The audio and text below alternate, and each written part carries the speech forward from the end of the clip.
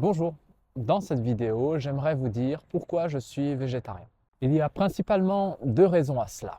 La première, c'est d'éviter de créer de la souffrance inutile. La deuxième, c'est la santé. Tout d'abord, quand je parle de souffrance, c'est que aujourd'hui, le fait de manger de la viande, cela crée une énorme souffrance, une immense souffrance. Savez-vous que chaque année, plus de 85 milliards d'animaux sont tués rien que pour les animaux terrestres? Il y a encore des gens qui s'imaginent que les animaux vivent dans les prés. C'est ce qu'on apprend dans les livres pour enfants avec les images où on voit le cochon, on voit des poules et un coq qui chantent chaque matin. Et on pense ainsi que les animaux grandissent avec leur mère. On s'imagine juste qu'ils ont un seul jour difficile à la fin de leur vie, le jour où on les abat. Eh bien, malheureusement, ce n'est pas ça. C'est très loin d'être ça. La vie des animaux aujourd'hui ressemble plutôt à la vie qui est menée dans un camp d'extermination pendant la Seconde Guerre mondiale.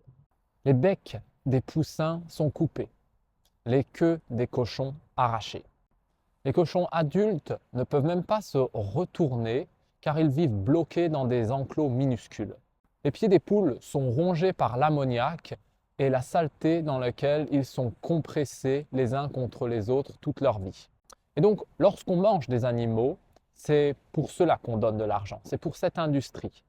Cette industrie qui a placé l'argent, le profit, avant la vie. Et donc, quand on consomme de la viande, on consomme aussi cette énergie, cette souffrance. Ce qui va nous emmener à la partie suivante, la santé.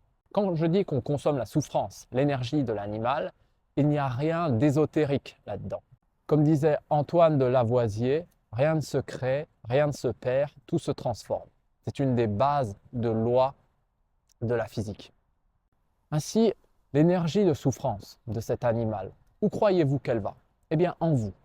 Et donc, lorsqu'on arrête de consommer des animaux qui proviennent de cette industrie, eh bien, rien que sur le facteur émotionnel, c'est un monde de clarté et de joie qui peut s'ouvrir à vous, car vous ne consommez plus toute cette souffrance.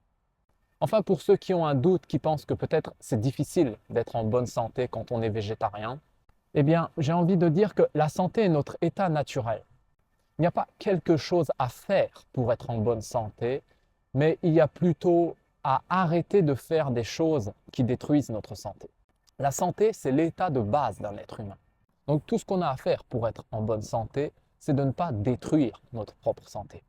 De la même manière que nous n'avons pas vraiment besoin de sauver la forêt, nous avons juste besoin d'arrêter de détruire la forêt pour qu'elle continue de vivre. C'est un peu comme un culbuto, vous savez, ces poupées qui ont un fond rond et lesté et qui permet de les redresser automatiquement quand on les frappe. Eh bien, la santé, c'est pareil. On appelle ça l'homéostasie, le fait de revenir vers l'équilibre. Donc, c'est difficile d'espérer d'avoir une santé extraordinaire si on se nourrit de la souffrance des autres.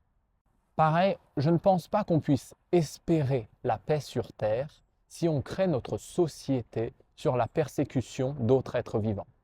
Peu importe la couleur de peau de ces êtres vivants, peu importe le genre de ces êtres vivants et peu importe l'espèce de ces êtres vivants.